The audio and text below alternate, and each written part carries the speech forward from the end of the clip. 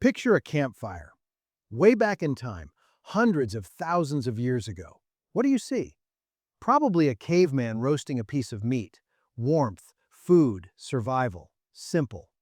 But that fire did something nobody ever told you about. Something that has nothing to do with food. It might have invented us, the entire human society.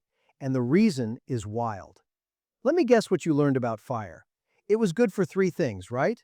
Keeping you warm in the cold, cooking your food, and scaring off the animals that wanted to eat you at night. And look, that's absolutely true. Fire did all of that. It makes total sense. It's practical, it's useful, it's pure survival. That's why almost everyone thinks of fire as a tool, a handy object like a knife or a stone axe, something you use and then put down. You probably agree with that right now. And that's exactly where the surprise is hiding. Because there's one detail that changes everything. Fire is the first thing in human history that forces you to stay put.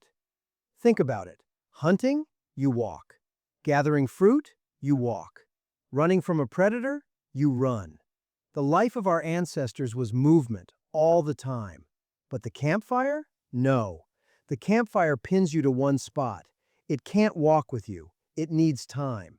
And without meaning to, it sat a group of humans down in the same place at the same time, looking at each other.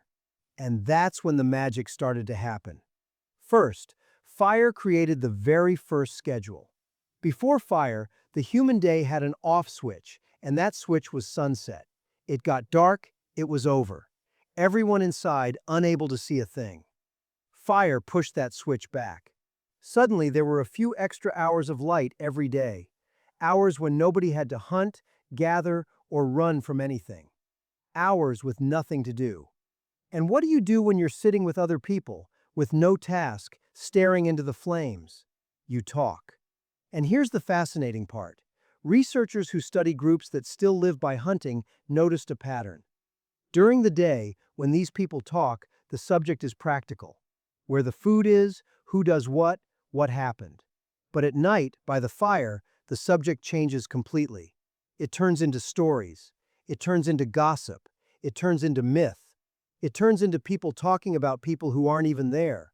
It turns into imagination. You see what that is? That's the beginning of culture. It's people inventing characters, passing down lessons, building a world that only exists in everyone's head at the same time. Around the fire, the first story ever told was born.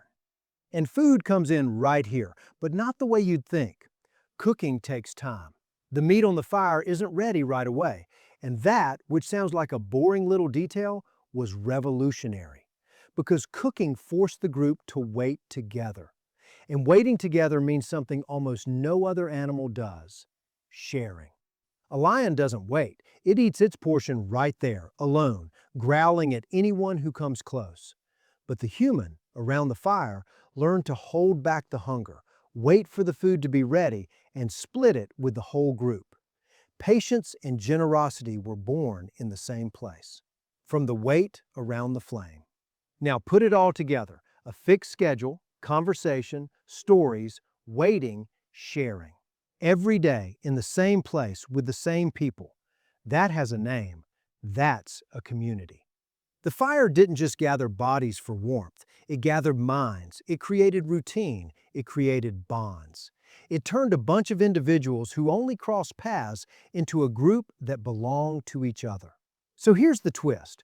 We think of the campfire as a survival tool, and it was, but it was so much more than that.